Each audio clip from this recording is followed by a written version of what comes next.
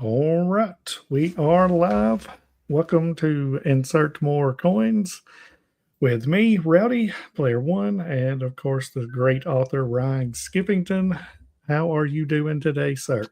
I've got 3 coins for up to 3 hours of discussion. I don't know if I'll need them. Maybe we'll get through everything, but I am here. I'm very excited, and I'm prepared to dive into anything and everything. Well, that sounds good. Now, I guess we can get started on. How about we start talking about your book to begin? That sounds Sure, all that's right a to you. great first topic. I think most So people know me for that. we have whoop, Lost Souls. Love the floppy. I didn't know people liked floppiness when I first published and started this, and everyone's like, "Yeah, give it that good shake," and I'm like, "Okay, I got something going for me." I think the best part about it on like floppy is the fact that like whenever you open a book, Mhm. everyone's always worried about putting a crease in it, and most of those, unless you're pulling it apart, Mhm. it don't happen. So I am, most likely a hot take individual on how I read. When I open a book, I smash that seam. The thought of the re- pages coming back together while I'm reading just infuriates me. So yeah, my spines have been through the ringer. yeah.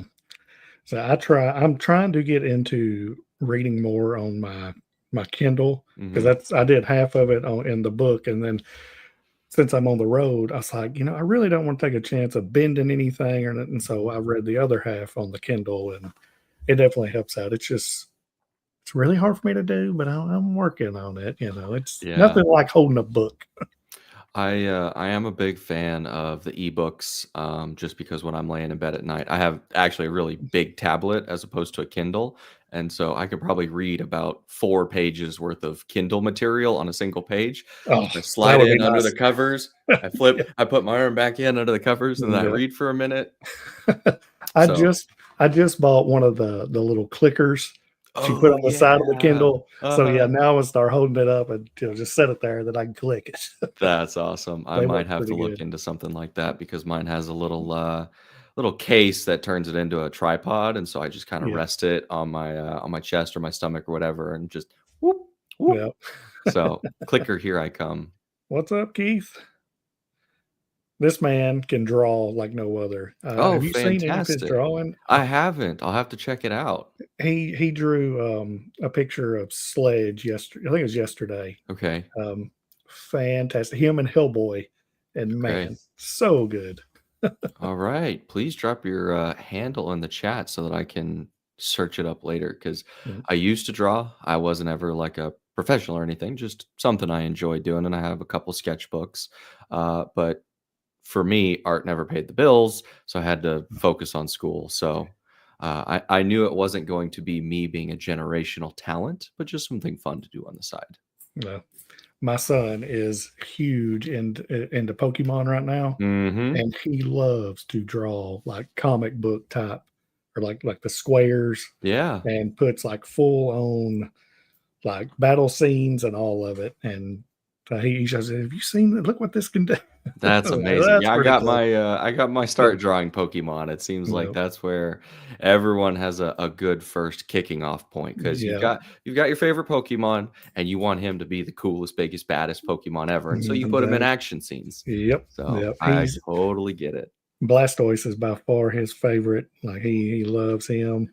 So I'm a Charizard person personally. Well, not all of us can be as cool as your son. I have a Yeah. Blastoise mouse pad because Blastoise Oh, is really? my favorite. My best Heck friend's a yeah. Charizard, so uh me and Yeah, your boy, we're gonna get yeah, along perfectly. yeah, I don't know what got him into it at all because I don't watch it or anything. I used Mhm, to when I was younger because I think I was uh, I'm like 12, 13 years old whenever it come out, like in the beginning. And mhm. my brother had like the original Blastoise and had it put up. I don't know how much that thing's worth now, but I'm sure it's quite a bit. I know the Charizard is. Oh, yeah. Like, what was it? Logan Paul bought it a few years ago for like $1 million. Yeah, I know the trading card like scene and collecting has been extremely Mhm. popular over the last couple years. So maybe he got it and saw it from that and was like, "Hey, what is this thing? I'm gonna check that out." Could have been.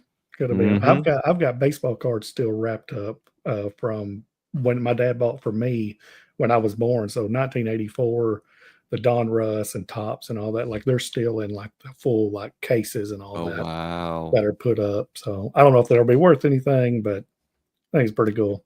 I found that So the fully wrapped boxes are worth more because you don't know what's in it. yeah, Everyone's like, exactly. I'm gonna Mm, gamble on it. yeah, yeah. What's up, some other character? Howdy, howdy. Audrey, Hepburn. Let's see. That is the tragedy of every Yes. millennial's lifetime, especially when it was, your mother or father getting rid of them. Oh, for real. And, like, even, like, he collects Pokemon cards, like, he's working on I think it's Brilliant Stars right now, which Okay. but that and then he has the Funkos of some of them, and then he collects, like, Legos, and that's, like, his deal. My daughter, she's 13, she don't care nothing but about basically makeup and friend or friends. As I, long as it ain't boys, I don't care. yeah, I gotcha. I'm lucky I didn't get the collector bug because I Yeah, also have the trait of I can't throw things away, so I just do my mhm, best to not buy things, and yeah, so if I got that collector bug, man, these walls wouldn't be white, they'd be filled with just junk. yeah. I think that's what's hit me since I started booktube and all that is like I'm working on like some collector edition books and stuff. Mhm. I just got that Sun Eater set, which from the Broken Binding. Oh my gosh, they are beautiful. And I had to Yeah. ship two of them back because they're damaged. And it's like that stinks. Yeah, that is really unfortunate, but Yeah. I've from what I've heard about the broken binding is they're pretty receptive to, Yeah. like, making it right and making people whole, so, Yeah. it All I seems like did, pretty good company. I call or well, I emailed them and told them was like, hey, book two and book three or book three was completely, I mean, it's trashed. Yeah. Book 2, I mean, it you can tell, like, where it's all bent, but nothing is bad, and they were like, "I'll either give you can keep them and give you 10% back, or you can send them back, and we'll send you 2 new ones." And I was like, "No, I Mhm. want them." Yeah, I want Like, them for sure, you there's a know reason I bought them. yep. So, I just sent them off yesterday, and then they'll be back at some point. So, but they give you your refund on your media mail stuff and all that, so not too bad. Nice. So, Yeah, I don't know if 10%'s a worthy enough return for me to for deal damaged with all books, the for all the yeah. damage, yeah. Yeah, because 'cause they're like, I think they're like nearly 150 bucks. I mean, they are not cheap. 120, Yes. 150 for those 3. Yeah, that's, So, a pretty big investment. yeah, no doubt.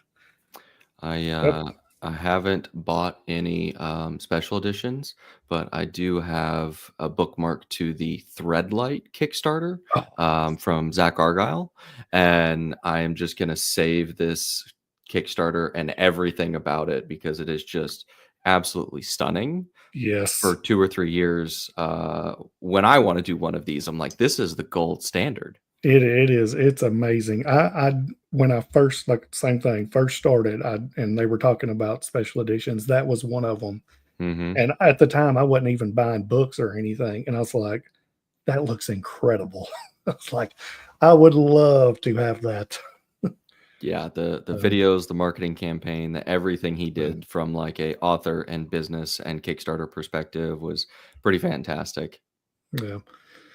So maybe someday, which like I wasn't expecting, was it Rob J. Hayes? I just got his the 3 trilogy of trilogies, Hmm. and I didn't know that they would actually go back on sale again. Like I thought they were done.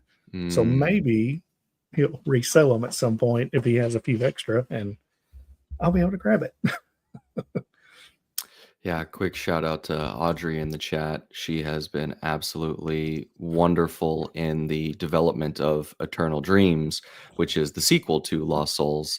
And she's And given me ideas for graphic editions, and we've been talking about the I'm not sure of the term, but the audiobook that has all of the different voice actors. So like a graphic audio, yeah, because it's a multi POV, multi character story, and so having different voice actors for all the characters is something I was really interested in trying. Yeah. Looks And like thank you, my oh, friend, for picking yep, up Lost Souls. Very much appreciate that. yep. It's very, very good. I Oh, do have to thank you for your kind words and for Triple B's kind words and helping me get back the Goodreads rating to into the fours. So I was really appreciative that y'all came oh, through on Goodreads. you're the only other like I've only read two sci-fi books, Mhm. yours and Red Rising. I've read the first Red Oh, Rising. love it. Oh, it's so good, so good. Yeah. I can't wait to continue. I've got to get to those, so I'll eventually, very soon, hopefully. Red Uh, Rising for me was an inspiration for my follow-on series. So I have my plot and everything for the Infinite Existence trilogy, but like the expansive nature of Red Rising, which you'll get into in book two, okay. is it's so good. I'm so excited for you to keep going, and we can talk about Red Rising later. Yeah. Favorite character and why is it Ratchet? I enjoyed Ratchet, but honestly, I still think I like Maximus the best, even though the ending that I ending, think you're the first man, person to say Max is your favorite I character. just I guess I don't know. I felt so like that scene whenever his dad died for like Mhm, those pages. Holy cow, that hit me hard. Like I still like my dad is still here and everything, but mhm, he went away for 10 years for some stuff and we didn't talk hardly at all. mhm. But just knowing some things kind of like that in a way where it man, it hit. I'll say Yeah, that. it is one of those things Oh, where I use this book as sort of an emotional outlet, and so there are some very real aspects to this book, and for certain readers who don't really know what that feels like or what the depths of grief can feel like, I've been told it's a little over dramatic or melodramatic, and that's perfectly valid if that's not something you've ever experienced. It's a little yeah, over the top, but it's hard to put into words the intensity of those emotions when you first go through those. yeah. Look at that. Maximus, what? And I Yeah, yeah, also funny story, Audrey read Eternal Dreams first, so she's reading Lost Souls right really. now, and so Lost Souls is the prequel sequel for her, and she Oh, just finished chapter 7. So okay, she just okay. figured out what you're talking about, and, Yeah. she hasn't fully gotten to the end, but she kinda Well, knows how yeah. she knows how it all ends up because she's finished Eternal Dreams. I was gonna say, wait for the ending, because Yeah. oh boy. I love showing people, like, an exponential graph where it's just, like, little bit, little bit, little bit, and then it goes, Yeah, um, and she's at that curve. So okay. I'm very excited Yeah. for her to keep going. Dave? What's up, my friend? Yes, it's on the path. The campaign has started. 6 more years. There you go. Gotta start early. Absolutely. You gotta start with conversation. Yep, that's awesome. Already overbooked? What's going on? Welcome, welcome. Thanks for stopping by and joining us. Yeah, that what got you into wanting to be in politics? Like, to me, Yeah. that would be like, I don't wanna deal with all the negativity, whether you agree with it or not, it's just, oof. You know, that's a three-pronged answer. One, audacity that I can do it better. I have audacity in droves. That's why I wrote a book. I was like, I hadn't read a book in 10 years. Let's write one.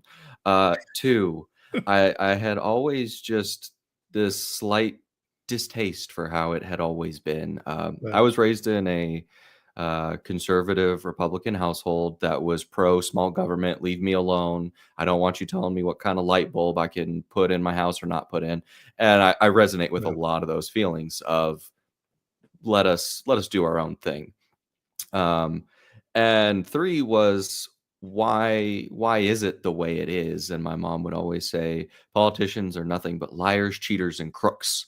And I yeah, heard it said, too. well, why is that? Why don't good people run? She's like, Mhm, it doesn't work that way. And I was always dissatisfied with that answer. And I'm not saying I'm a good person, but I'm gonna try and be. Yeah. I'm going to try and tell the truth. I'm going to try and live with integrity, uphold moral character. And, if that is what people want, then that's what elections are for. Yeah. Maybe I can convince them to give me a shot and do my best. So that's Yeah. kind of where it originated from. Yeah. Yeah. Only Indy author met in person. Yeah, Hmm. Dave is spectacular to talk to in person and online, as I saw Yeah. y'all's video last week. He is from a different part of the state, but he Okay. came to my stomping grounds for an event or a conference, I believe it was. And on Cool. the last day, we met up for coffee, and I think we could have talked for 5 hours, but Yeah. life happens. You're like, I got to get on the road. I got to go back home. I got work in the morning. Yeah. Yeah. So it Oklahoma. was great. I've been to Oklahoma City.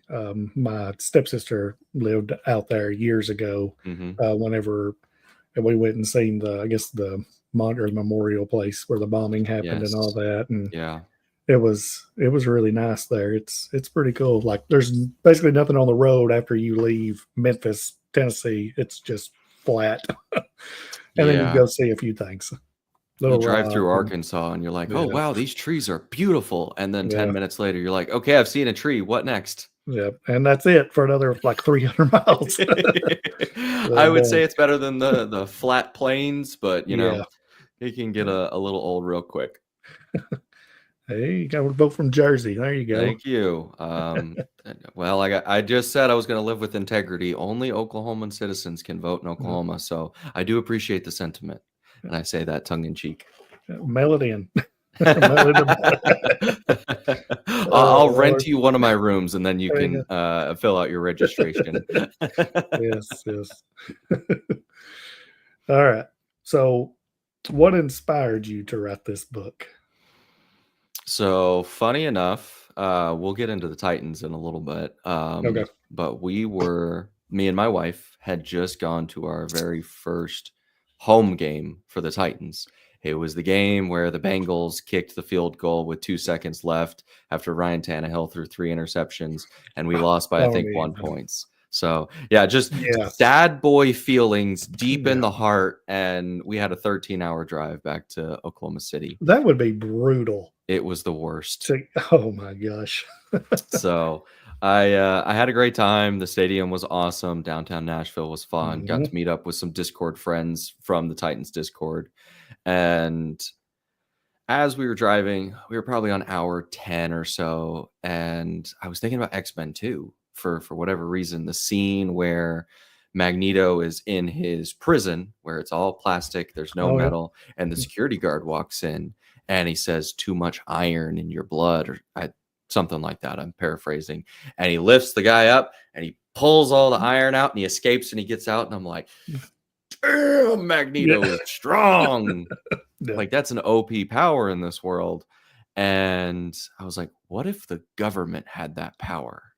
And so that just opened up a spiral of another 3 or 4 hours of ideas. I'm like, okay, what type of world would have to exist for the government to have the powers of Magneto? And well, you would need a metallic based society. You would need to be in space. You would need a different kind of element, the magic system of Yeah. Xantium. And you got to make it real enough so people still think they're reading sci-fi, but it is a space fantasy, if you will. Um, and what are the causes of this society not terraforming? Why wouldn't they build new planets if they had advanced enough technology? And so that's where the idea around genetic manipulation, biologic construction, where does atmosphere come from? How is gravity created? So I was just boiling in my head. And we got home. I think it was January 22nd was the football game. January Yeah. 23rd was the ride home. I took a day off. And then on January 25th, I started a Google Doc. And that Google Doc That turned quick. into 59 pages of ideas and outlines and things and such. And I was like, okay, I probably Wow. need to write this or else I have wasted all this time. Yeah. And that kind of was the origin story for I should write a book about it. That's crazy. Like it Yeah, I agree. just out of the blues, like, I think I'll write a book. Yeah, I hadn't read a fiction book since before I started college. I was huge into nonfiction reading and reading about fiscal policy and government and ownership and leadership and business. And as I was starting my career, I was like, how can I be the best salary man ever and make a good Yeah, salary and climb up the corporate ranks? And then all this happened. I was like, okay, let's give this a shot. That's a lot more fun than fiscal policy of the yeah. 1950s. Oh, yeah, definitely. When I was reading through it and I was looking at some of your, like, mathematical equations, and I'm like, "I wonder if any of this is actually legit." I mean, it might be, I don't Yeah, know. so it's a chemically balanced equation if the made up material Yeah, actually exhibits the way that respiration actually does in real life. So okay. that is the Yeah, equation for respiration with the xanthium serum, okay. xenoadrenal xanthium. Um, but it's not real, so it's okay if it doesn't. Yeah, yeah, yeah, yeah, you're good.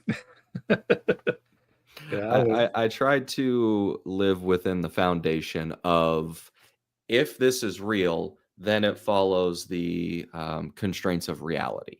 yeah, That's how I tried to think about it when I was coming up with all of the technology and the magic and the flying and yeah, etc. yeah.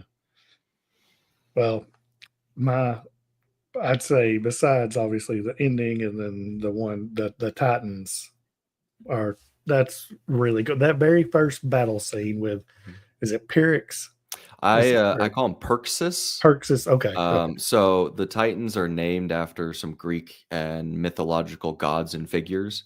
And so okay. Eryx is named after Ares. And in the same family line, you have Ah, Perses, who is a descendant, god yeah, of chaos. And so the X being relevant to like Xantium and the world building, he is named after Perses for Perxus. okay, okay.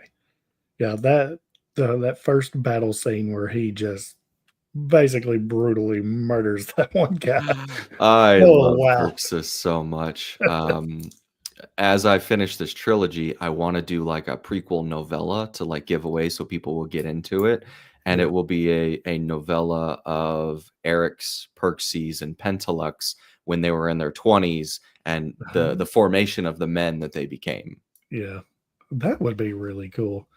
'Cause, that I feel like the backstory to him not wanting to rise above where Mhm. he's at, where he's like the gatekeeper, "If you're good enough to take me on, then you can do everyone else." Mhm. Battle, like, that's cool.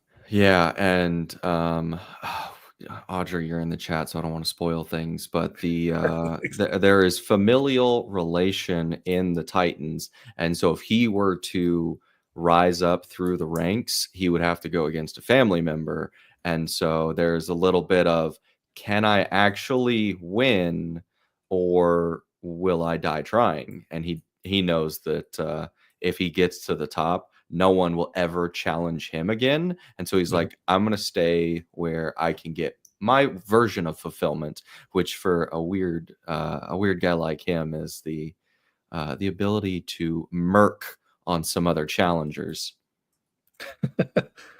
The broken man. Okay, Perxus is broken. Max by the Yeah. end is broken. Eric's Mhm. is really broken. So, now I know why she really likes the book. Yeah. Hey, it makes sense. Makes sense.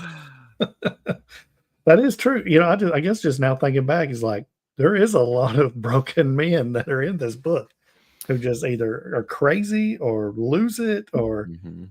'cause Eric Oh, you muted yourself on StreamYard or got disconnected?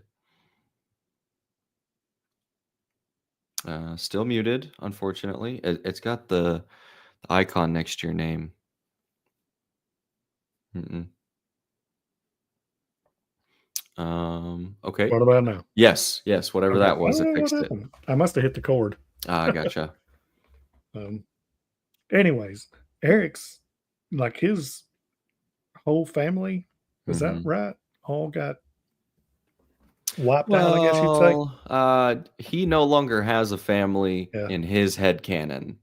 Book 2 and 3 will go further into his history, lineage, family, and conflict. But as of right Okay. now, he has been solo for 18 years with the thought that he no longer has a family. So yeah, Okay. he's an isolationist drunk who tried to live a good life, but selfish life outside of the bounds of the rules he was constrained by. He was found out and severely punished, and he's living with those consequences now. Yeah. I guess is that the reason why him and is it Kana, like he Mhm. kind of like takes her under his wing and Yep, that is his oh, motivation. it's Kana is kind of extremely talented, and I don't know if you remember exactly he was talking to her the first time she stopped by after his nightmare. yeah. He had a flashback where Mhm. he was back in the Andromeda, which is essentially like the Secret Service assassination type political organization who train up uh, the secret military, the secret police, outside of like your general police, which are your specters. And he was quelling a rising, a labor union or a group of laborers were unhappy with their pay and their work conditions, and he was told, "Hey, go make sure this doesn't explode, and go put it down if it does."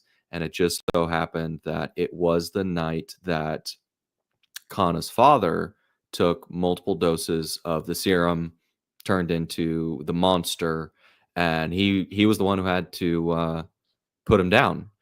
And the parallel to his daughter not being there and being the same age as Kana, um, it pulled on his heartstrings, and he was like, "From the shadows, I will try and be the father that I never got the opportunity to be." And so that's where their relationship started. Okay. Oh, okay. Very Jackdaw, is Jack. that from Hunger Games, the one that repeats everything? That sounds familiar. Dave, I need your help. I've only seen Hunger Yeah. Games like 14 times, but I'm blanking. Eric's was indeed the KGB, Audrey. Yes, yes. He was the bad man who comes in the night. Yeah. So is that then you go back to Peric's Mhm. him like because he wanted to stay, by what I understand, he wanted to stay lower because once you got, I think by what it said in the book was like one or two in the rankings, like you barely fought anybody. Was that kind of how that worked? So Oh, in my head canon, and I didn't really explain this, so it's just um, how I think about it. Challenges can only happen vertically, yeah. and 7 can only challenge 6, 2 can only challenge 1. You can't challenge down because it's a death match, and because you are ranked above somebody, theoretically, you should be higher skill than them, and we don't want to be killing the Titans because the Titans are Yeah. valuable members of the society outside of who they are as Titans, and that gets explored in book 2. And so for a challenger to come into the Titans, it is a desire and dream for them to raise their house's stature by becoming a Okay. member of the Titans. And so, as Perxis, if he were to challenge people and kill 6 and 5 and 4 and 3 and 2, and maybe if he got to 1, he would have died. If he killed 1, he never would have been able to challenge anyone ever again. Yeah. And so instead of the glory isn't what he did it for. The pleasure of the hunt and the kill is what he Yeah. did it for. And so staying at 7, he would know that more challengers would come and try and take his position. Okay. What do we get? Those are mocking jays. Okay. Fun of Audrey. That's okay. I'll be That's outside of this inside joke. So you can inform me later and then we'll put one in there. D&D campaign we did. Okay, fair enough. Okay.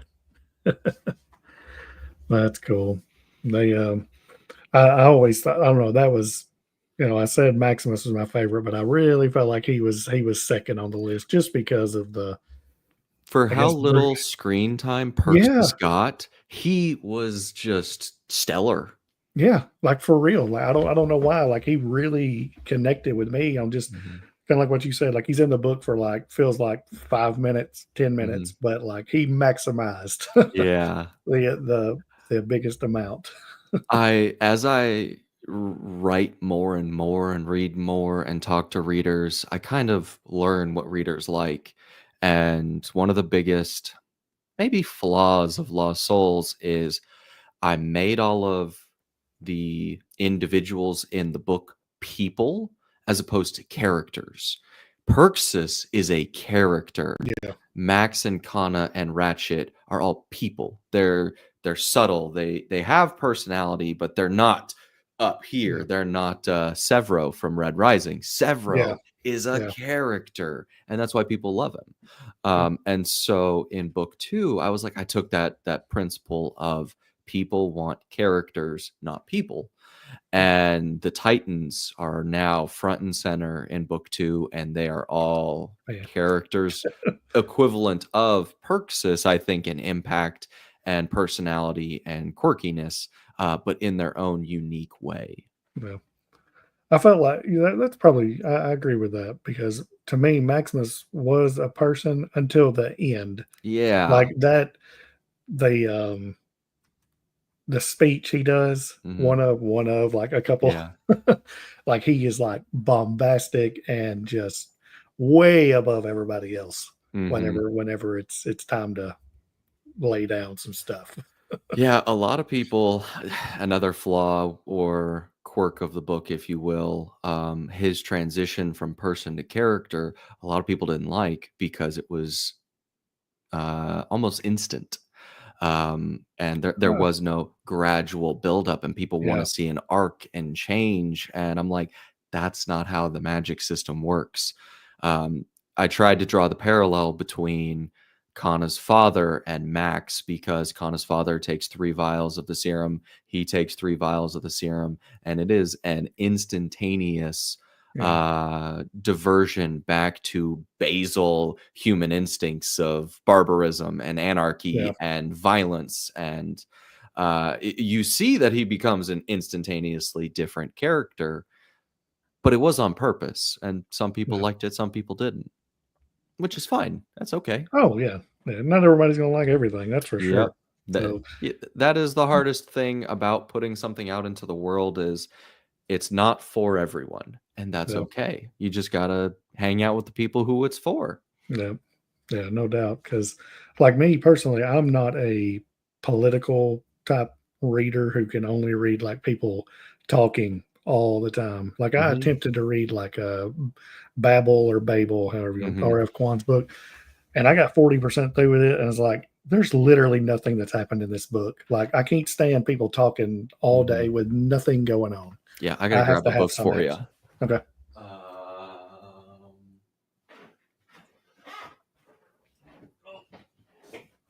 Okay. This book, The Okay, Priory of I've the seen that. Orange Tree. Okay. Yeah, it's like 1,000 pages or something, is that right? That's the final battle. This is everything else. That's it? The whole book, you get that much for final battle. Oh, Like, look geez. at this dragon.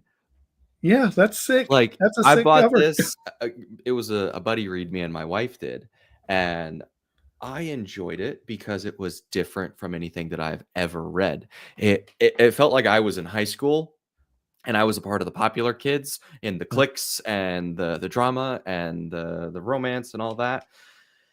And it was a little slow and slow burn and romance and two different POVs on different sides of the world colliding to help stop the big bad. And then they stopped the big bad in 7 pages. Ugh, So it ugh. my wife expected Game of Thrones. It was Oh, not Game of Thrones. I've got those. I've got bought the, mass market paperbacks from my used bookstore because Mhm. I've watched all of Game of Thrones on HBO or Max, whatever, but Yep. I've not read them. And everyone's like, "You need to read them because there are it's a lot the same, but it is different." And so I'm eventually, hopefully this year coming up, I'll be reading them. I'm pretty excited about it. So Yeah, my wife is doing that as well. I think she's got the book set and a lot of the colored history of the Targaryens and the oh, cookbook. that'd be So cool. loves Yeah. loves everything about Game of Thrones, and so Yeah. she's reading the books before we go to bed, and she does audiobooks of everything else that she's listening to. Okay. So Yeah, that's awesome. I've heard nothing but great things about those, except the text is about this big. There, yeah, there's some thick, yeah. It's about like Brandon Sanderson's all of his Stormlight archives and mass market Yeah. paperbacks. They're like this thick. It's like you can't even hardly open the book, so you feel like the whole thing just breaks in half. Oh yeah, So, I was thinking about like the different Stormlight Archive books and me doing my omnibus at the very end of this trilogy, and I was like, 100,000, 115,000, maybe 125. That's 340,000 words. That's less words in 3 books than one book in the one, Cosmere Stormlight Archive. yeah. I looked up yes, 2 or 3 days ago because obviously I'm gonna get I bought I guess it's not special edition, but the one they had on Dragonsteel, where you get the book and he signs it and you get a little Oh yeah. chol and all that. And so I looked up to see how long the audiobook was because this Rhythm of War is 57 hours. Ooh. The Wind and Truth is 63. So that's a 3 week audiobook right there for Oh, sure. As much as I yeah, drive, like it's forever long. that's amazing. So here's your fan cast. Adapted into a series. Oh, that's cool. Oh, That's a cool idea. So I wrote Kana with Zendaya in my mind. Like Kana is oh, Zendaya. that's good. Um and Ratchet is a what is his name, Spider-Man's name? I'm blanking on it. Talking about Toby Maguire. No, the third one. Uh, The most recent one. that's Toby. Or no, that's I Oh don't know why my I'm blanking on gosh! it. Wow, Yeah, see it's that? Yeah, it's her boyfriend right now, and I yeah. just am blanking on his name. Tom Uh, Tom Holland. that sounds right. Tom Holland. That's I it. wanted to Yeah, say Tom Hiddleston. I'm like, that's not right. yeah, So if Tom Holland had longer, wavier, curly hair, a little bit like this, yeah. that would be a great Ratchet casting because they're similar in age. They've got great chemistry. Max would be difficult because it would probably have to be someone from left field. Because I Yeah. don't think anyone that I know of has his build and his jawline. Henry Cavill, uh, 10, 15 years ago would have been a really good Max. I was gonna say, yeah. Now he's a little too old He is a for little it. too old.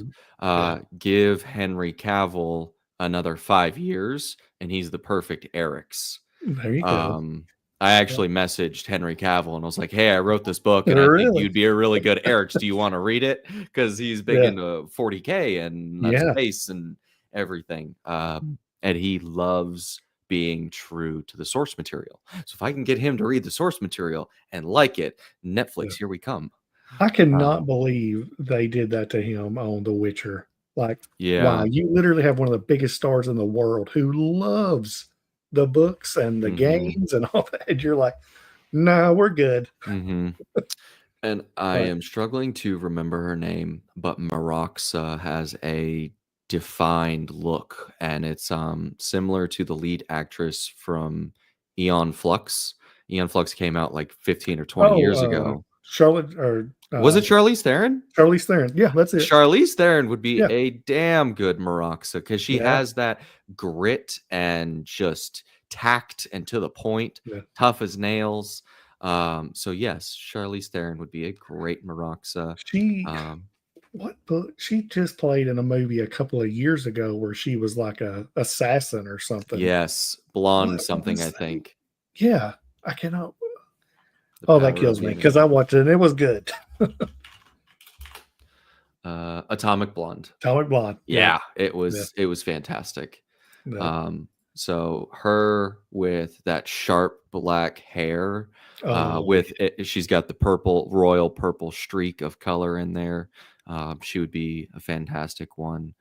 And then Peter, this is out of left field. There's a gentleman from Grey's Anatomy.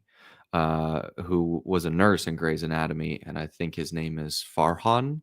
He's a Middle Eastern gentleman, bald. Huh. He was the bad guy in Iron Man 1 when Tony Stark was in the mountains and there was the Okay. coalition, Yeah. the bad Yeah.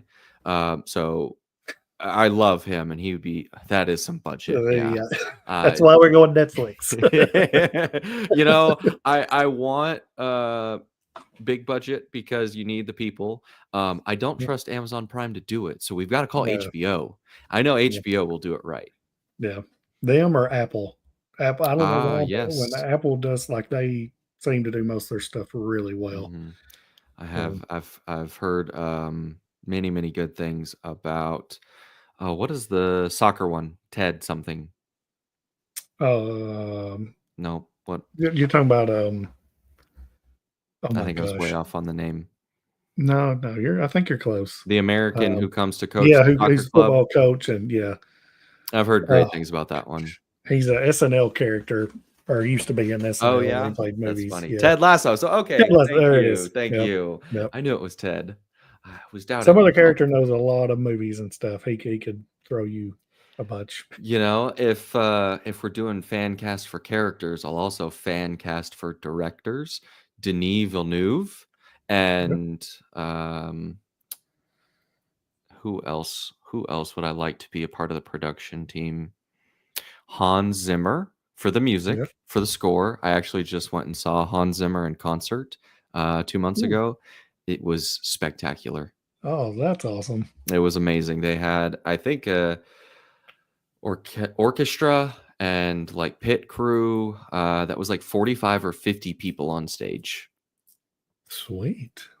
Would be bomb on an animated series. Okay, I haven't seen that one, so I'll give it the benefit of the doubt. We'll try it out. Do you see where is it Valorant, or no, not Valorant, Arcane. Arcane. Yeah. Season 2 just dropped like yesterday. We're rewatching season 1 right now for season 2. That is one of the best anime shows I think I've ever seen. It's so good. Spectacular. And I've not watched many, but it was awesome. And I've already heard really great. I know, like, I think it's Patrick Leo put on Twitter yesterday or early this morning that it was fantastic. I saw maybe it was a journalist. They were able to go to the 1 week premiere to watch the first episode, or maybe the first 3 episodes, and they were like, I feel like I'm gonna cry, I'm so excited. And they got in and they were like, I was crying within the first 10 minutes and I cried the entire time. And so I think the expectations are really high, and I think they delivered. Yeah.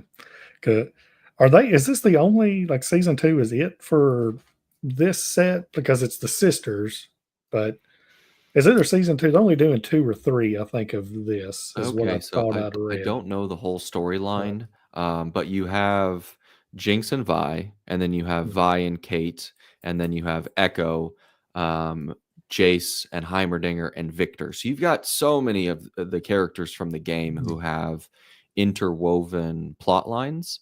That they might finish the Vi Jinx plot line in season 2, season 3, and then decide to take it to the next geographic region. So, because it's League of Legends, right? It is. Okay. So I've never played any. It's currently my mental illness and addiction. Whew, I could see it, because, man, the way everyone talks about it, like, it is extremely addicting. Yeah, it's a lot of fun. I went from being pro in a game called StarCraft to being addicted to League of Legends. Did that just drop on Game Pass? StarCraft? Yeah. Maybe. It came out in 2012. Like, so like one and StarCraft 1 and 2 and maybe something else. Like, okay. They've got some expansions like Heart of the Swarm and I can't remember the third expansion, but yes, StarCraft is a ton of fun if you like playing real-time strategy games by yourself that take 3 years to get good. And it's only been out for 12 years, so yeah, so everyone's already better than you, so you're gonna hate it. Yes, exactly. I tried World of Warcraft probably 4 or 5 years ago. I mean, that game's been out for like 15 or 20 years, and I was like, this is not for me. I'm terrible at this game. I got my first PC and I tried World of Warcraft because everyone was in on Yep, it and that was whatnot. the thing. And I built a character and I went out into the game and I killed a pig and I got 2 XP. Yeah, And then they were like, okay, you got to kill 10 more. And then I went and killed a second one. And then I got 2 more XP. And I was like, this game blows. yeah, I hate this. So I am glad I didn't get sucked into World of Warcraft. yeah. But everyone's got their vices. Oh, absolutely. Like I used to throw my hand in for best boy. Sounds good. Do you want to be a part of the show? You're in. Yeah. Low budget for us. Saving money for It's the like expensive character. when Apple films those like cinematic commercials, and at the end they're like filmed on iPhone 16 Pro Oh yeah, Max. yeah, We'll have one of exactly. those. Oh me. No, I used to play a bunch of like MMO. Well, not say a bunch of them, a few MMOs, but more. I was more of a like a story type gamer, and Mhm. now I just don't have time. So I literally stick to NCAA or the new college football Mhm. 25, and then Black Ops 6, which just come out. Like, because I have plenty, I don't have to worry about trying to get something done that takes Mhm. 30 or 40 hours. If I can play an hour every 3 or 4 days, that's about it. I got you. Yeah, I got tired of buying Black Ops after, or rather, not just Black Ops, Call of Duties in general, Mhm. after like the 14th. Oh yeah. When they're Yeah. all basically the same, they just Yep. either change the maps or change the weapon, but they all play Mhm. pretty similar. Once Fortnite came out and Warzone came out, and both of those were free, I really just was like, Yeah, all right, I guess I'm never spending $70 on a game ever again because I yeah. have infinite amount of free options. I can't. I never could build. Like watching my son come in and play, Mhm. and he's like I said, he's 10, and he'll play Fortnite, and I'm like, "What are you doing?" Like he's spinning around and building stuff, and like I cannot. Like I can watch him, and he's really good at it. And then Mhm. him and he plays it in Roblox. It's like, God, I wish I might have had that skill back when I was that young, but Yeah. not no more. We are past our So, glory days, my oh, friend. that is for sure. It is definitely not my time now. Mhm. I streamed on Twitch for a little while. I was in between jobs. I had gotten laid off. I was 23, and so I built a computer. I've got the 3 monitors. I had the mic and the webcam and everything, and I started streaming. And Fortnite, kind of right when it was getting really popular, was the game everyone wanted to watch. So I had to learn how to get pretty good at Fortnite. And I think I've got a Yeah. couple hundred wins under my belt because I played Wow. for 4 to 6 hours every day while my wife was in school and I was trying to find a job. Ah, So, it really didn't pay the bills, but it paid for the yeah, computer that I built. So, yeah, there hey, you go. came out of the wash. Yep, that's that's awesome. So I don't know, like Ninja, didn't he sign like a 15 or $20 million contract whenever X or Microsoft was Yeah, doing yes, it like that was is insane. huge. And I Yeah, think it was them trying to build their own version of Twitch. And they're like, we're going to pull Ninja to go over there. And then after 2 years, no one was watching anyone but Ninja. And he was like, all right, I'm going back. yeah. That's crazy. And then like it's funny because he was like he's young too, or was, Hmm. and retired. Like you retire from gaming and you're a multi-millionaire. It's like, yeah, you did pretty good. You did pretty damn good. And he like bought a new house and brought in like this home electronics company that typically does it for like millionaires of security and switches and home theaters. They Yeah. built him a whole office with a U-shaped desk and 6 screens and lights in the back and cameras. Oh And it was wow. sponsored by Red Bull. So one of his camera angles had a Red Bull fridge in it. Yeah. So, I'm retired and yep, still gonna make $100,000 a month just hanging out on camera. Yeah. Selling all the sponsorships. I mean, But I know he that's worked crazy. really hard to get it, so I can't Yeah. really like be mad at the guy. He played for 14 to 18 hours a day for years to get that kind of following, and then you just go exponential. Yeah. Like that's wild. I couldn't imagine spending that much time doing like don't get me wrong, I love Hmm. gaming. I still game some now, not much, but like I loved it. And I still couldn't imagine playing for that much every day, Oh especially yeah. the same game every single day. Yeah, you get tired of it real fast, and you can't do anything different because if your livelihood is dependent on that thing, Yeah. people leave if you want to do anything different. Yeah. I had thought like back 2 or 3 years ago, which I should have thought of it 10 years ago, just getting on YouTube and stuff and streaming games and all that. But I just too scared to do it. I guess talk Mhm. like, to a microphone and Yeah, at a it's a camera. skill for sure. It's really, especially starting out. Like this is only my second interview, of course, but like even with Dave, whenever he was on here, I was like, I feel like I'm really awkward to talk. It's just weird because like now we're live streaming, but whenever you're sitting here talking, making videos, and you're looking at a camera where there's nobody there, and Yeah. you hope you make sense doing it, it's hard. It is very difficult. And, in 5 years, when you look back, if you stick at it, you're like, hey, I'm really glad 5 years ago I took the first step. So you're 3 months in now, right? Right Yes, I about? think I started on the middle or end of August. Okay. Yeah. So So, you've made more videos in 3 months than I have my entire career. I live streamed, but I never did YouTube videos. So, you're doing the thing. yeah, it's been fun. I mean, you've got to like with my time and stuff. You just have to. I have to like make my video a couple of videos ahead at a Hmm. time just to stay because we're so busy with work. And I bought a laptop. I actually traded in my Steam Deck and got a laptop to where I Nice. could go edit the videos in the hotel room whenever I'm staying. Oh, very smart. Otherwise, I'd never be able to do it. It would be Yeah. literally make it, and then I'd never see my family. And it's like, and it ain't worth it. 100%. Yeah, So, and at the end of the day, maybe you really like this and it's something you keep doing for 3, 4 years. yeah, Or by the time you get to next year, you're like, I'm really not liking it. It feels like a job. I'm doing it out of obligation. Just cut the cord and say, hey, I gave it a good run and I had a great time doing it. Life's moving in a different direction. Both yeah, options are perfectly fine. yeah. Yeah, you go through. I definitely felt like you go through. Like, say you'll get a few subscribers, and then like you won't Hmm. get any for like 3 or 4 or 5 days, and you're like, "Is this even worth doing?" And then you'll grab like 3 or 4 or 5, then that day, and it's like an endless cycle of, "Do I really still want to do this?" But Hmm. then you do it, and you're like, "Okay, yeah, this is fun," because you get engagement, and then that's the fun part, talking to people. Yes, Is that absolutely. a lot of people I feel like, which I'm sure you agree with this too, is like they join YouTube just to hope to make a lot of money from it. And like BookTube, unless you're like basically Daniel Green or Mike's Book Reviews or Matt's Fantasy, I can't remember it. Hmm. It's like that's basically about it. The ones that are making a living that could do it possibly.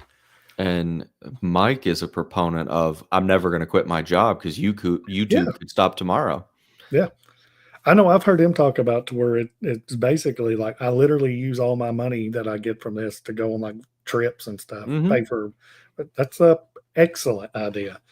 Like if I ever got big enough to make money off of it, like I would use it for like subscriptions and different things like that, where I'm not Hmm. able to pay out of my own pocket with it. Yeah, and So I I founded a startup at the end of COVID, in terms of Oklahoma end of COVID, which was early 2021, towards the end of my MBA program. And I was like, yeah, I'm going to do this. I'm going to make a business. I'm going to make lots of money. And then I can become politically active because in American politics, you need to have money to become politically active. And I built it for 2 years and I got the product. I got it in bars. It was an app for ordering. oh, Got customers, made money, made a couple dollars. And then I was at a fork in the road. I was working my day job 7 to 4, coming home, working 5 to 10 most Monday to Friday, and then going to bars and breweries and other event venues on Saturday and Sunday to try and sell this thing. hmm, And my relationship with my wife suffered. My health was suffering because I wasn't working out. I wasn't doing anything that I enjoyed. And I said, hey, you did it. You're going to have to spend the next 10 years to get to that payout doing this yeah, thing. Or you can say, hey, mission accomplished. You built the thing that you said you wanted to do. Go back to work and just move on with your life. And so that's what I did. And now that experience and that lesson for being an author is like, I don't expect to make a dime from this thing. It's going to cost me thousands of dollars, and that's okay because I get enjoyment of talking with people on YouTube and just making new friends. And when someone says, I'm gonna call out Yorkshire Book Collector on Twitter because I just had an exchange with him today.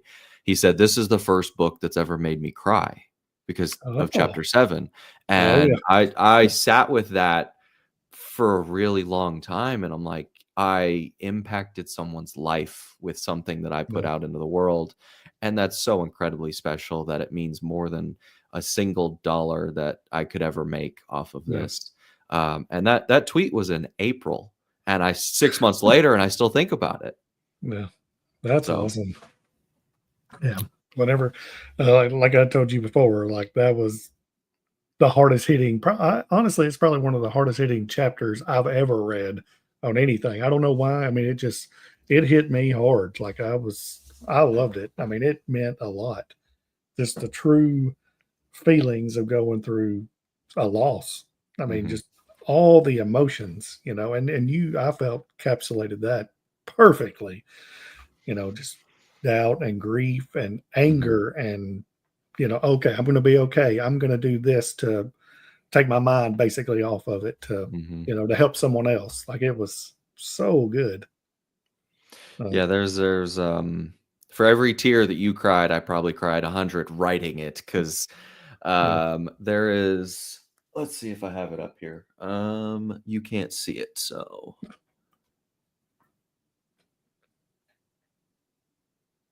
that album in the middle Okay. with the ring. Right. Funny enough, it's a ring. Um, that band is named Dayseeker, and the lead singer lost his father in 2021, a year after I lost my father. And the whole album is talking about life and grief and missing you and the type of man he was. And there were so many parallels to that album to my life at the time that it put into words all the things that I was feeling. And so when I was writing, I would listen to that album and just allowing myself to sit with those emotions and go down to the depths of where grief lives and say, hey, for the first time in your life, you need to confront these emotions as opposed to just suppress them. And hopefully, I did it in a productive way where I essentially created chapter 7 to be a journal and just Yeah. make it a chapter of the book. Well, it's fantastic.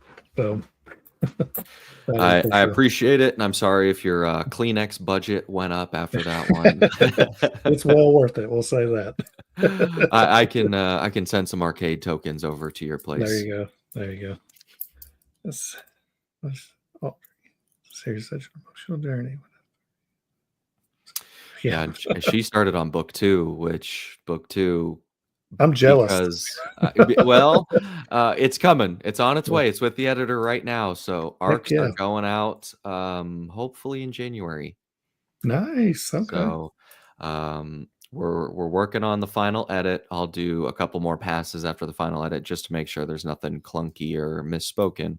But I can't wait to send book 2 to people who liked Lost Souls because Yeah. it hopefully builds on everything that you loved about book 1 and improved upon all of the flaws that some people talk about. So there's consistency in the plot. The pacing is a little bit better. It's less jumpy. All of the POVs are what's the word I'm looking for? They're impactful. There's no wasteful POVs. Yeah. So I'm very excited, and Audrey has been just a massive help and just kind of an inspiration when someone wants to talk to you about your thing, kind of like you getting engagement on YouTube.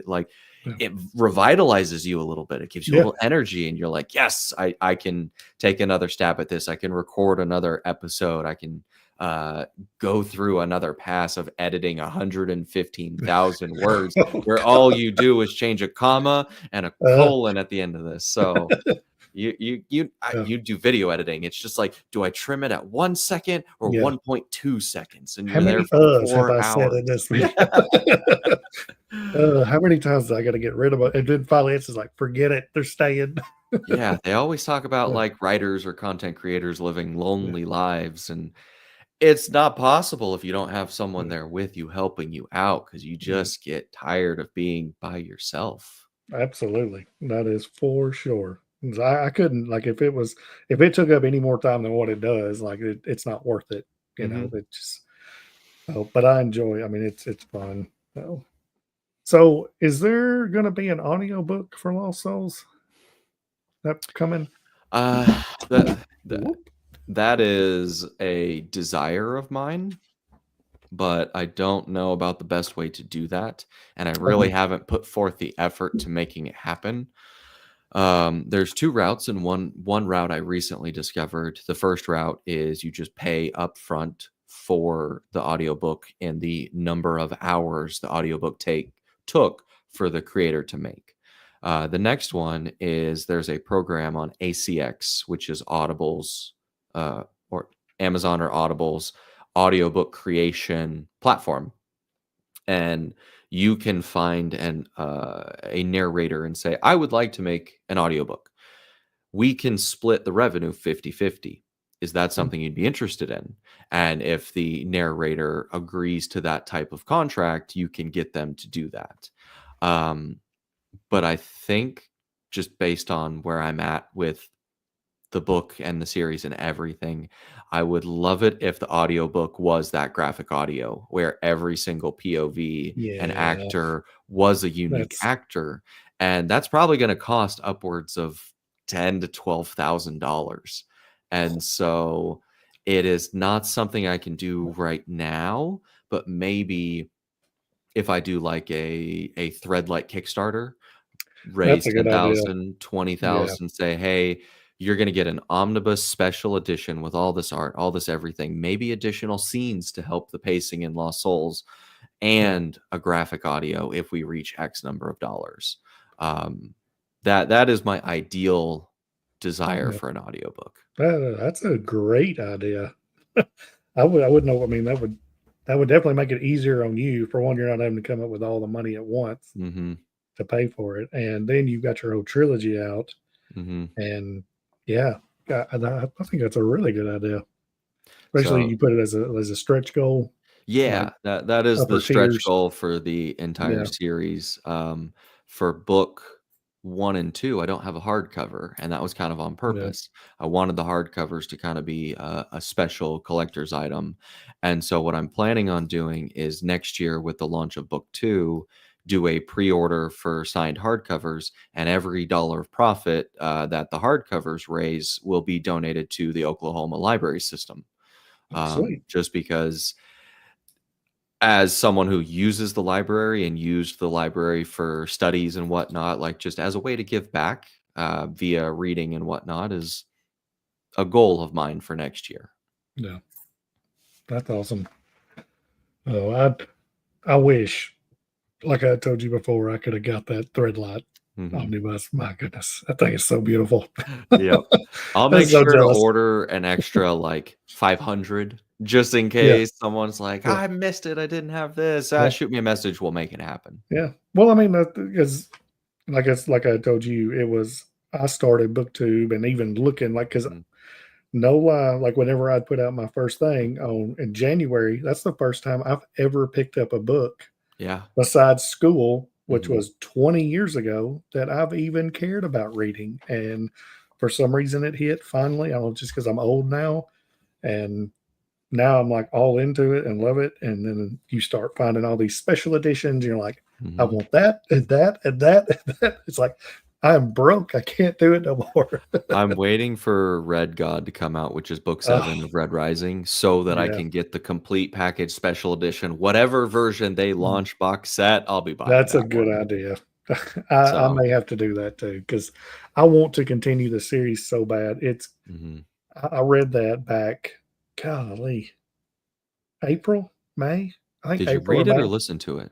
No, I did, but actually, no, I read it. Yeah. Okay, listen to it. The I've narrator is amazing. yes, I've heard snippets of it, and Okay. him with Darrow Yeah. as Darrow. Oh, wow. It's so good. He is really good. He is. And, the first 3 are a contained trilogy. It's all Darrow's Yeah. perspective. The second trilogy, well, it's gonna be 4 when it's finished, is multi POV, and so you get Okay. different voice actors for all the different points of view, and one of them is a little bit tougher to listen to, and so maybe you read the first book, which is Iron Gold, There you go. in the follow-on trilogy. Okay. All right. Someone, I think I'd seen where someone was saying, is it Dark Age is like soup, like nearly grim dark, like dark? Or is it the one that, Yes. So I had just written Lost Souls when I read all of Red Rising in about a month, and so it wasn't as dark as I think other people think it was, because you know where my heart was at when I wrote chapter 7. So I yeah, was down in the yeah, dumps. I'm like, okay, this is yeah, normal. This is how life is. yeah, I was pretty much Eeyore reading the entirety of Red yeah. Rising. I was like, life sucks and nothing's gonna ever get better, and we're just gonna Yes. go along with the flow. And Tigger, can you please leave me alone? You're very annoying. Yep. And so that's where I was. But Dark Age, for where the series was, had a lot of moments that really you just like, this could be real, and it is the worst of humanity. Yeah. Like there are some moments in there that's like shock value, kind of like gore and blood and just the worst of humanity, but it is not outside the realm of what people would do in this world that you created. So Okay. it's a tough one. All right. And then Lightbringer brought back the magic of Red Rising. Oh, So, how do I want to do this without spoiling you? Red Rising has a plot development, like a plot story, yeah, and then Iron Gold, you fall down into Dark Age, which is not a spoiler because you know it's really yeah, depressing. And yeah. Lightbringer brings Brings it brings back. it back, and you're like, this is the magic of everything that I was expecting the Yeah, follow-on trilogy to be. It's here. And so I hope he keeps that with Red God, because then that would just like finish off the series perfectly. yeah. Okay. I know everything that I've seen on it is everyone talks that, what is it? I think it's Golden Sun might be the best book of all of them. Is that right? It That or Morning it is Star? the most enjoyable. It's not Okay. best is hard Well, to characterize them, because you're a dude, I'm a dude. Golden Sun makes you want to run through a wall, and you're like, yeah. okay. That's what Okay. Golden Sun does. Okay. Some people don't like it because they don't really resonate with the speeches Yeah. and the battles and the Oh Perksis and no, Max at the that'd be for end. me. So you're gonna love Golden Sun, and I'm Yeah. so excited. Golden Sun and Lightbringer are gonna be your two favorites. Okay. Um, Iron Gold and Dark Age are gonna be your most difficult ones to get through, but you might like them more than Red Rising. That's kind of my read on how I Yeah. went through it, and based on what you said you liked about Lost Souls. Yeah. Okay. Okay. That sounds good to me. I'm ready. Like, there's so much. That's the one downside of getting back into reading so Hmm. late in life is half these books I hadn't even read yet, and it's like I want to read them all, and there's still I've got so many more. It's never ending. Is So that Red Rising, Morningstar, and Iron Gold and over your shoulder? no, that No. let's see. I've only got Red Rising, but like the top up here, that whole middle Uh huh. is basically indie stuff. So that the Oh, left okay. is all of the Ryan Cahill Yep. hardcovers Yep. that he signed. Then it's the God Eater saga, Nice. which Rob J. Hayes, and then the special edition of Empire of Silence because the other two were Nice. gone. Yep. And then I've The got the red, blue, trilogy. and yellow kind of pulled my eyes. That is Joe Abercrombie. Oh, is that the So before they are hanged? no, the Blade No. itself. It's Oh, First okay. Law. Yeah, it's Gotcha. the First first law. one. I've only read the Blade itself, which oh, that is good too. Yeah. I've heard Matt from Beard of Darkness talk about that one, and Yeah. just like the humor in that is something he didn't expect that he really Yeah. enjoyed. Everyone's talking about it's grim dark. And that Mhm. first book, I was like, I thought it would be way worse. Yeah. Like I was expecting like brutal murders and like horrible language and it didn't have none. I mean, it had some, but I mean nothing like what I was expecting. And maybe the next two do. I don't know. But I feel like our barometer for grimdark is like Game of Thrones is the start of grimdark, And Yeah. for some other people, Game of Thrones is like the bottom worst of the worst grimdark. Yeah. So I understand the definitions might be a little different, but yeah, Joe Abercrombie's on my list to try. There's just not enough time to read everything, like you said, and you're doing Cosmere, so you've got like an I'm almost done. infinite number of words. Nope. Yeah. I'm almost done. I'm I think I'm 15% through Rhythm of War, Mhm. and then I've got The Sunlit Man, and then Wind and Truth, and I am finished. Do you use Libby or do you buy your audiobooks? Libby, Okay. especially on those, because Yeah. I had so many that I put in Mhm. to where, like, I would have spent a fortune if I would have bought all of them. So, but yeah, because some of them were like months wait, but by the time you Okay. get to them, because it takes so many and it's Mhm. such a long series, it helped me out with it for sure. But Okay. yeah, Libby is the way to go. Make Like, sure you it's get even Golden got Sun and Morningstar. yeah, oh yeah, I've already got them. I've Okay. kept pushing them back Gotcha. because I want to do I want to get the books because I already know I'm gonna love it Mhm. because like the first one was great. I know the other ones are gonna be great. Mhm. So I'll eventually go back and do both. I like to do immersive reading whenever I can. Just I'm a very, very slow reader, Mhm. so listening and then going through helps me out a lot. I've got to give that a try. I've never done it before, but there are times where I assume most readers have this where they start a page and they gloss over and get to the end of the page, and you're like, Yeah. what just happened? And you got to go reread it all over again. Yes. Oh, yeah. Absolutely. Audrey's on Instagram all the time. Send me audiobook recommendations. And I'm sending her all my indie friends. And I'm like, listen to this, go over here. Yeah. So we The love the Libby. audio for the blade itself, Glockta is my guy. The guy Yeah. the accent that he does Glockta with is so good. So he's got a lisp with him Okay. too. Like Yeah. it's awesome. He did a fantastic job. I cannot remember the audio narrator, but it was good. Probably Okay. my favorite, which most people is probably going to be, was it Jeff Hayes with Dungeon Crawler Carl. Oh, I've heard that's just absolutely spectacular. It's unbelievable, and he does all the voices. Like Wow. it is great. I've done the first two. I actually got one of my buddies on to Dungeon Crawler Carl. He's listened to all 6 of the books 3 times a piece in the last 2 months. That's all he's done driving down the road is listen to them back to back. That's It's awesome. like, that's so cool. Who was it? Maybe I was listening to your talk with Dave. You said he's listened to it back to back 3 times? Yes. Okay, yeah, that's where I did Yeah. hear that. Okay. Yeah, I'd called him on the phone one night because he works nights just like me, and we're driving, and I was like, "What are you doing?" He's like, "I just finished all of Dungeon Crawler Carl for the 3rd time." I'm like, "I'm sorry, what?" Like, I just told you about that 2 months ago. It's like, yeah, I bought them all after I started the first one, and that's all I've done every night since. I'm like, wow. It's like finding a music album that you Yeah. just got it on repeat. Yeah, and that's what he does. Now he calls me every so often. He's like, "I need another audiobook." I was like, "Okay, here's what I've listened to so far." And he's big, and after that, he's been big into lit RPG Oh, audiobooks. Like nice. Yeah, he's well, loving them. I need to get an audiobook out for him because the way I wrote it, I was like, I give you Easter eggs or sneak peeks and breadcrumbs in the beginning of the book that you won't really realize what that means until you read it again. So I need to Okay. get on that audiobook. Yeah. What did Audrey say here? Did you say you're working on another series in your universe? Kind of. So, yes and no, and maybe it's classified.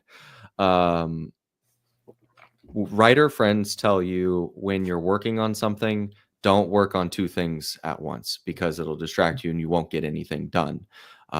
And so, what I am doing right now is I'm plotting and planning via a Google Doc the follow up world. And so, the first trilogy is within the year of 2135. The follow on series, I don't know if it's going to be a trilogy, duology, single book, it's going to be like 800 years in the future. And so you Okay. finish the Infinite Existence series, let technology expand another 6, 7, 800 years and see what happens. Because I introduced the concepts of genetic manipulation and biological advancement and the construct of consciousness. Immortality comes into play in book 2. And so let that civilization play out for a couple hundred years. And so the idea for that one is, instead of just living on ring worlds, the upper crest of humanity has started to terraform and create new planets. And instead of the dredge being on the bottom of the ring, the lowest of the low classes will then live on the planets. And so your upper tier elites will be the ones who live in space, kind of like Elysium. Yeah. And Okay. instead of like the Earth being disintegrated and dirty and whatnot, and people escaped to space to live in a nice, clean society, they're experimenting with different evolutions of man on these different planets. And so they treat these peoples like science experiments. Like, what is the best way to do humanity? What is the best way to genetically modify who we are? And so if you create different types of people with different genetic manipulations, how does that society build itself? And what happens when you put them into war with each other? So a Okay. lot of ideas going on in that Yeah. one. Yeah. That But sounds awesome. that's 5 years out at least. Yeah. Yeah, that is cool. They is did I read this wrong or was I right on was Pedalux, was he creating the infinite existence? Like, was he the one that was getting really, really close to getting it to where basically you could live forever and they stopped him from doing that? Or was that I'm blank the name of it? Because I remember them in the The beginning of the book. Celestials. Yes, yes. Okay. Is that right? So he is a major component in that. Okay, And okay. so a major component of one avenue, because in the rings, oxygen is a consumable resource because there is no atmosphere, there's no plants, or there's not enough plants at a scale that can support oxygenating the rings. And so the serum is your lever that you pull to create oxygen in this world. And so when Ratchet was taking it easy on Mhm. his enhanced, it was actually suffocating the dredge because there wasn't enough oxygen in the Yeah. world.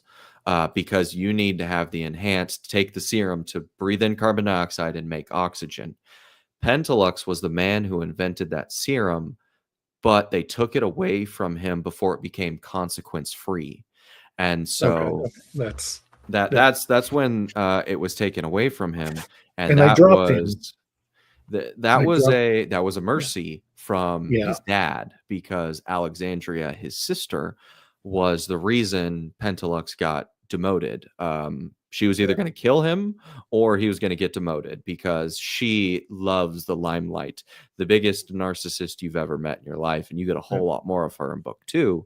And she was mm, essentially jealous that he was going to get the accolades, the credit, the power of the next forever if you build immortality. And she was like, no, yeah.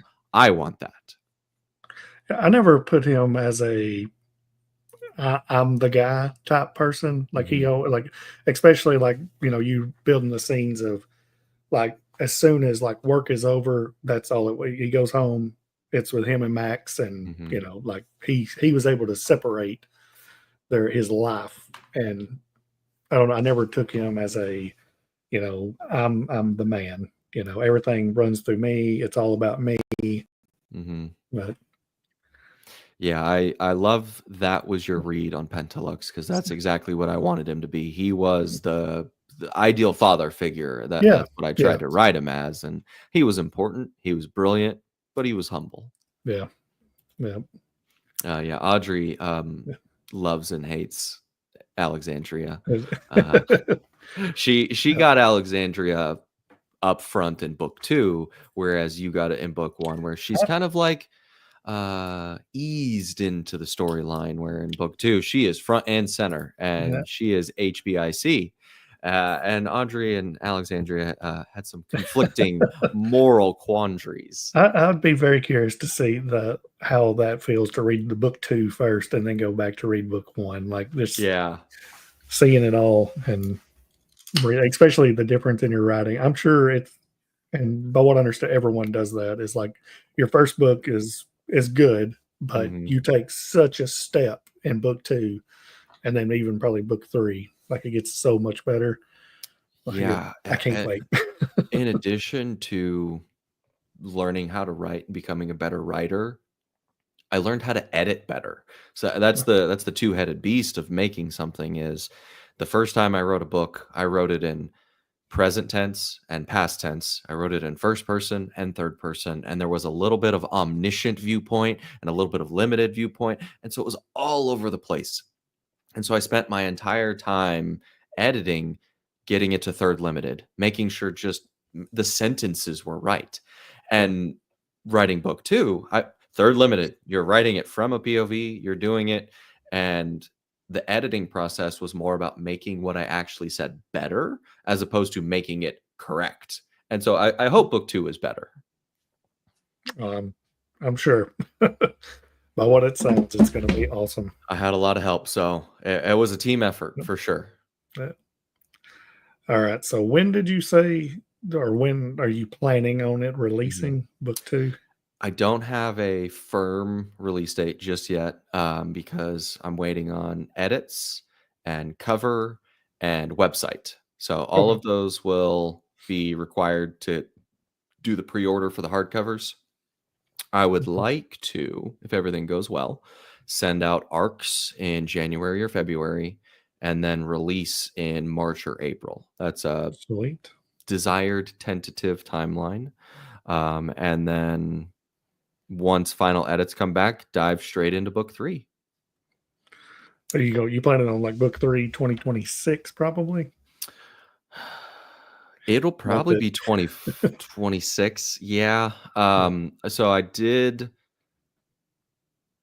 Lost Souls in 18 months, and I can do Eternal Dreams if I release it in March in 14 months.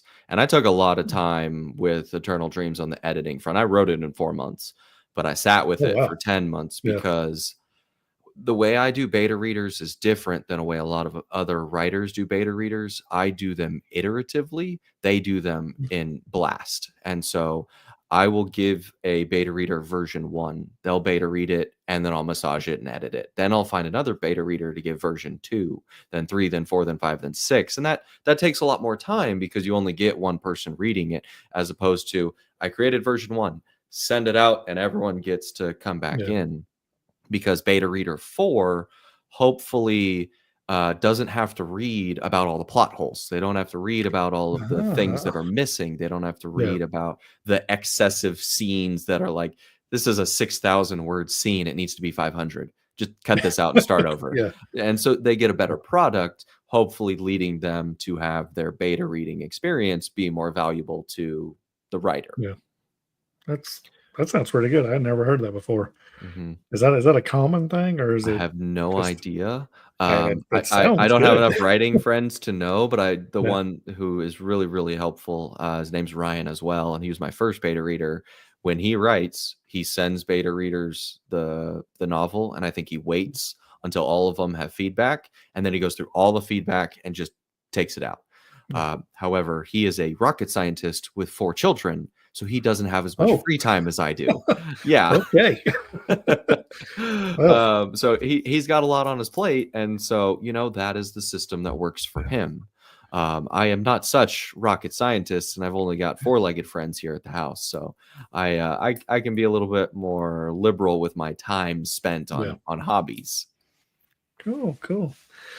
Do you have football games you're watching today? Are you watching any college? I think did you say you go to Texas A or went to Texas A&M? Yep. So I'm an Aggie. Yes. So I expected us to lose last week. I don't know why. I just, in my heart of hearts, knew after a big win, battered Aggie syndrome was going to kick us in the teeth, and we were going to lose. This week, I think we have. I don't even know who we have. The less I invest my expectations into football, I found is the happier I am. So no big football games. I haven't given up on the Titans, but you know how the season's going, and we're back to 2-14. Yeah, I'm gonna argue this to the day I die on this one.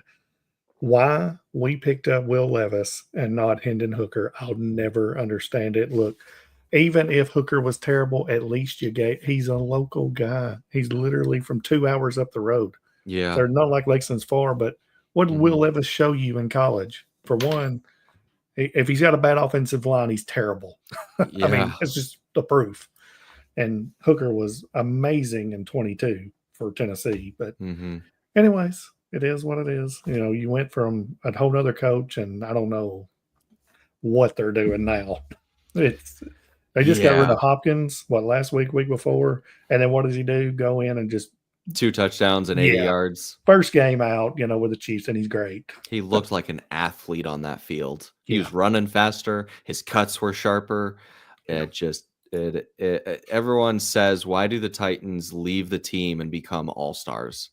Like, what is it about Is that us? not weird? Yeah, why? The criticism is we're a poverty franchise, and I hate that. And why did my 10-year-old self, who's from Texas, choose the Titans? That's weird. I follow Vince Young. Oh, okay. Yeah. Oh, on the greatest football game that ever was played? Ever to be played. That was ever played? Yes. Oh man, I was so happy, and I am not a Texas fan. Obviously we're the real UT, but anyways, back in the day, I hated USC because they were winning everything. Yep.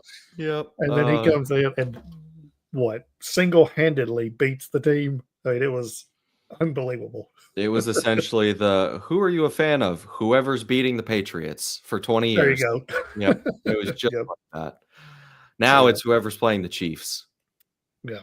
It's so weird to me how great teams eventually everyone hates them because they Mhm. win so much.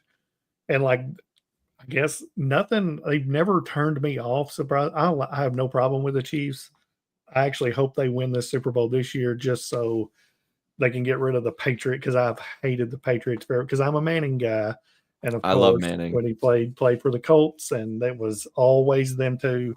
Seemed like the AFC Championship game or the one right before it, and it was brutal. And now it's like, yes, let the Chiefs win every year so they can destroy all those records. They ain't got to deal with Brady no more or the Patriots. It's all over. Yeah, Tom was just the most fierce competitor ever. And so he was a little bit grating in his personality. Yeah. Mahomes is Kermit the Frog, so how can you hate him? It's so true. So true. You get mad. I don't know. That's funny. Yeah, I'm going and watching him to be like he was good. He was pretty good at Texas Tech. Like, wasn't unbelievable. And then Him it's like he gets versus a Baker NFL. Mayfield, greatest air raid game of all time. Yeah. And then comes in and does what he's done in the NFL now. Like, it's unreal how good he is. I also So, think he has like the best kind of situation ever because as a rookie quarterback, he didn't have to play. Most rookies Yeah. don't get that not anymore. that opportunity. Yeah, we drafted you. You need to play right now.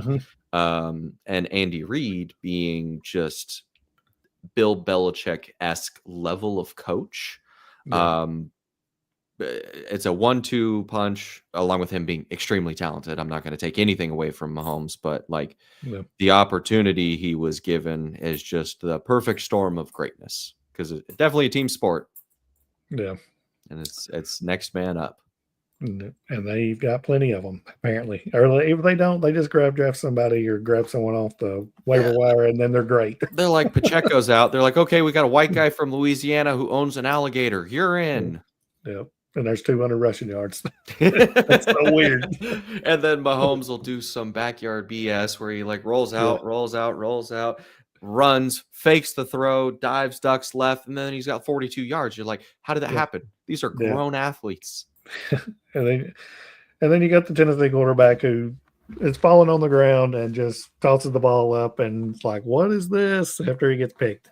It's Hmm. that's sad. That's unfortunate. Incredible episode, man. You're Thank you, so Keith. kind. Thanks for Yes, hanging out. yes. Yeah, We'll get appreciate really it. boring from here on out, just so you don't miss anything. uh, well, I think you have something you were wanting to show. Is Yeah, that let's do correct? it. So back to kind of the three-headed beast of what needs to be finished for Eternal Dreams. The cover was just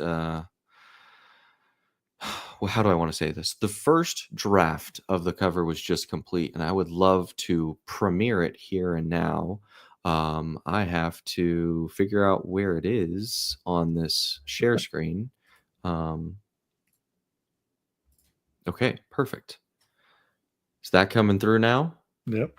Awesome. So this is the first structural draft of Eternal Dreams, and one thing that I hope you noticed from Lost Souls or anyone who picks it up is the cover art and the back art tell a story about what is entailed in the book. With Lost Souls, you've got Kana and Max stepping away from Kana. She's reaching out and trying to help him, and his stubborn pride is stepping away and saying, "No, this is the way that I'm going to do it." And it ultimately leads to them in their Titan armor uh, in mass conflict over the city that they're both from. And you've got the ring behind them leading up to the nucleus, which is where the main conflict arises. And then on the back, you've got the Leviathan and the asteroids made of Xantium. And so everything has a symbolic element to the story. And then here we have two characters in new versions of armor in a frigid techno thriller style of laboratory. And I don't want to give too many spoilers away from who these people are or what they're fighting, but you've got what are going to be bodies and heads on the ground below them and beneath them, and then on the back cover you've got Okay. cylinders where bodies are being printed and created and stored and held in cryo freeze. And then in the back, you've got a very large, ominous figure that's adjacent to these cryo freeze tubes that are printed and genetically modified and made, and potentially the version of conflict in this story that the Leviathan were on the back of Lost Souls. And Okay. so this is the first iteration. There's going to be a few things that I'm going to be changing. The Titans will be on the front, similar to the what's the word, like the montage of Lost Souls, where you've got the two Mhm. different layers of characters. The Titans will be in front, and then the two characters will be in the rear.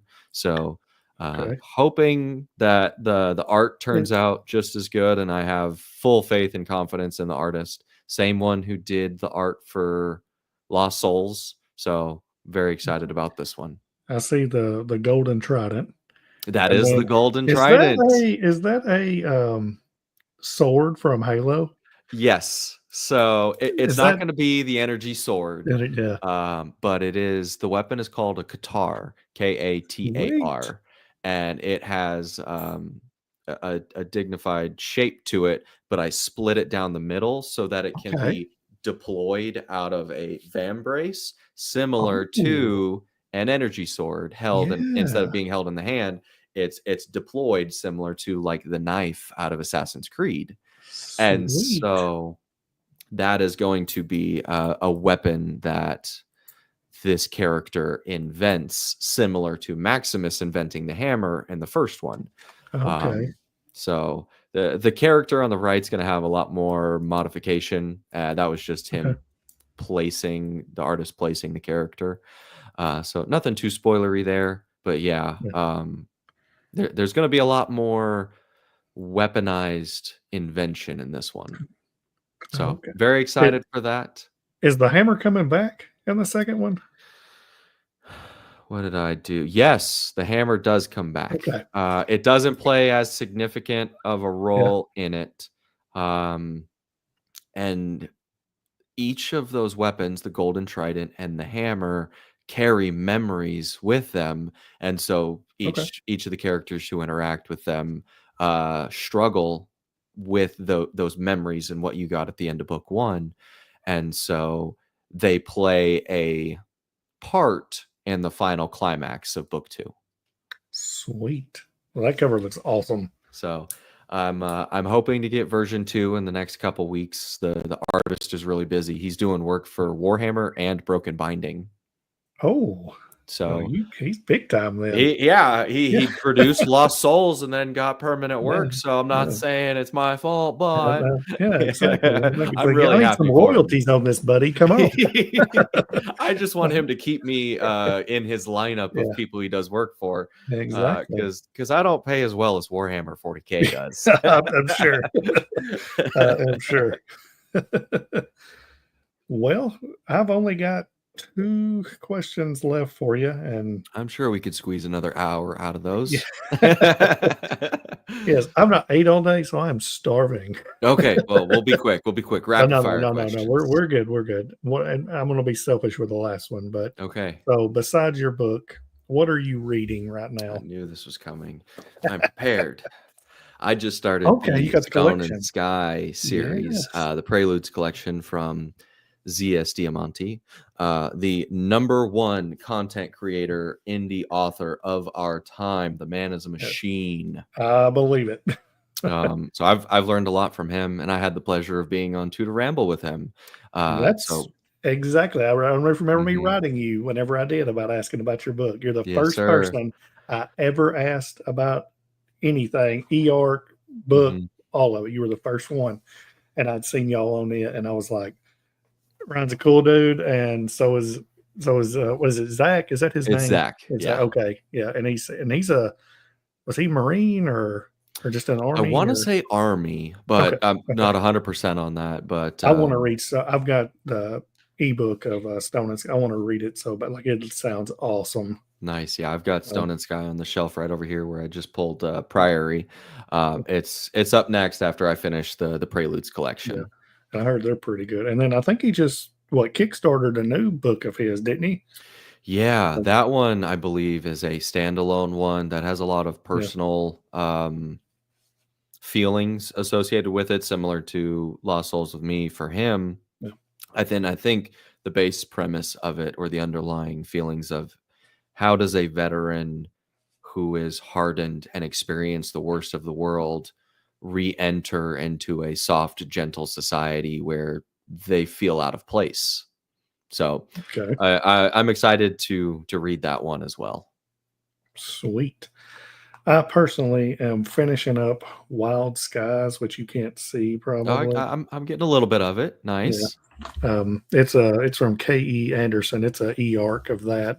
It's a little novella, and I've got like 70 or 80 pages left, and I'll be done with it. Then after that, I'm going to The Hunter, which is a nice little. Nice. That is a sick cover. Yeah. and speaking of covers, going back to Wild Skies, I knew I'd seen it on Twitter. It's such a unique cover. Like the perspective of the scene is something that is, I don't know, fresh. So I'm a big fan of Wild Skies cover. Yeah. And whenever she had posted on it about having an e-arc on it, and she's like, it's a cowboy dragon rider. I'm like, that sounds kind of awesome. Yeah, Dragon Western. Yeah. I love it. I've never heard of that before. So, and I actually just after, like I said, that, and then I've got The Hunter, which audiobook of Rhythm of War. But I think it was you and Aaron, Bibliotheory, we're talking about a girl. Was it Die Rock 88 is the book? She apparently, after I went back and watched that episode 2 days ago, I think, and it said, I know y'all talked about how awesome that book is. And I was like, I think I'm going to pick it up. And yesterday she put it for 99 cents on Kindle. So I went and grabbed it on Kindle. Nice. Like, yes. Speaking of marketing, SA does just the funniest stuff. Oh, She'll Photoshop like, oh, I haven't had a sale today, and she'll put her book out on a yeah, tree with like an RPG in the background, and if no one buys it, the book gets it. Or that's she'll get her awesome. book and like hold it at knife point, and like someone needs to buy this, and then Yeah, she'll post it when someone buys it and be like, one sale, 292 in profit, and they're like, they get to live another day. It's so funny, and I'm like, yeah, I don't want to like copy and recreate what she does because like that's her niche and like she's the best at it, but yeah. it is so effective. But that's hard not to do now is to copy somebody at something. Mhm. Like there's probably 5,000 or more like booktubers, and I feel like anything I do that I've seen from someone else is like copying, but then eventually like just do what you feel like is fun. Yeah, I I play it. was talking with my buddy Ryan, my first beta reader, and now just like a good friend. And I was telling him for the follow-on trilogy, I was like, "Oh, what if like you take science fiction and you can print bodies and whatnot, and science fiction makes the different fantasy races? Like you build dwarves and you build elves and blah blah blah." And he's like, Yeah. "Oh, you mean like this?" And I'm like, "Of course, nothing is ever unique or new." And I was like, "Well." What if we make it to where we can print like the Titans from Attack on Titan? Oh, So he was like, that's "Oh, pretty no, cool. that's a cool idea." I was like, Yeah. "Printing the armor Titan would be neat." Oh, yeah. I've watched like I think I watched the first 2 seasons of that. It's pretty good. I liked That's Attack on another fun Titan. one. No. Yep. All right. Last question I have. What would you suggest I read? Just a book that you think I Hmm. would enjoy. Okay, so the easy one is I need you to read Golden Sun near immediately. Okay. Um, that is my number one most enjoyed book of the last 2 years. I'm not going to say it's the best book, but it's my most enjoyed. Um, let me Oh, We Are the Dead, I think by Mike Mike Shackle? Shackle, I've heard. Yeah. That's good. I've heard fantastic things about that one. Empire Okay. of Silence and the Sun Eater Saga you already have, so Yeah. definitely up there as a great one. Fantasy.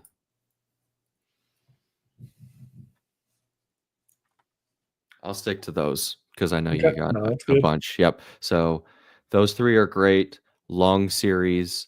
Hopefully, will keep you busy for a while. As long as I make 15 or wait, 21 books, I think, which is the Cosmere. Um, Yeah, no, I'm we're good. not That's there yet. over. We Are the Dead is 3, I think, and then Yep. he released a 4th standalone, and then you've got 7 for Red Rising and Sun I Eater. think it's The gonna be 7 7th too. are still pending. Yeah. I think, Rockio has said he's ending it on this 7th. I Mhm. think that's right. So, that's good. Yeah, let Predictable. him and Pierce get on with their lives. Like, they've been Yeah. writing these since they were in their early 20s. They're both in their early 30s now. I'm happy to let them keep going. Yeah. And I'm gonna do a shameless self promo. If you Oh, good. like space science fiction based on hard reality, The Martian Project by Okay. Ryan Patrick. It starts off with a slow burn, but picks up like Lost Souls does halfway through and just Mhm. goes exponential. Yeah. First book I've ever put down and like had to take a breath because he like scared me. Oh, wow. Just because it Okay. was like tense and it was a thriller, and I was like, Yeah. okay, I need to pause for a second. Yeah. So I had a lot of fun with that one, and it's 200 something pages, yay Okay. So thick. that's So not it's bad. it's not a Yeah. big one. Yeah. Read it in between like a big chunky and another big chunky. Yeah. Very fast read. I read it in 2 or 3 sittings, and then once I hit halfway in the book, I finished it that sitting. Sweet. I So think I'm actually gonna do, like, right the opposite of most people for, like, December. I think I'm gonna read Sledge and the Labyrinth, um, and which awesome. It sounds great, and the another author sounds marketing awesome genius. too. Yeah. And then, was it what's it called? Oh, Dark Bloom by Molly McCobb. Oh, yes. I just, Yes, watched her interview with the Beard. yes, I did too. Me and She's her awesome. share very similar music tastes, so I'm excited to try that one too. And I am not a horror person, period. Whenever I was young, real quick, and then I will be done. Yeah. Whenever I was young, my stepmom had me and my brother sit down. I'm talking, I was 12ish and he was 6. Oh, And wow. she'd make us sit down and watch like Freddy Krueger and Jason, Friday the 13th, all that stuff. And she'd proceed to sneak out of the room, go outside, knock on the door, and get a knife, a butcher knife, and put blood on it and start scraping it back and forth. It terrified me.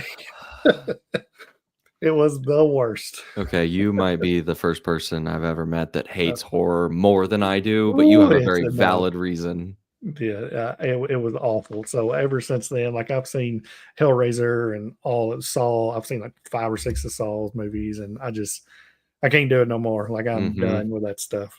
So, but she has, by what I understand, laughing zombies in that. Oh, that's Like fun. children laughing zombies are like, okay, this sounds crazy. Yes. So, Something that we can all get through. yeah. So I'm excited about that one. But that's all I got. So do you want to plug your book anymore? Or? You know, it has been an absolute pleasure hanging out with you. I think I've talked about the books enough. Be on the lookout for Eternal Dreams next year. Yes. If you want to read Lost Souls, I'll send it to you for free. Eternal Dreams as well. E-Arcs will be going out hopefully at the beginning of the year. And my friend, it was an absolute pleasure hanging out with you. Thank you so much for having me on the channel. I look forward to hearing about Golden Sun and your experience with it. I'm going to need you to DM me as soon as you get to the first scene because it takes off like a rocket. Okay. I will definitely do that. All right. Well, thanks everybody for coming out today, and y'all have a fantastic weekend. See ya. See y'all.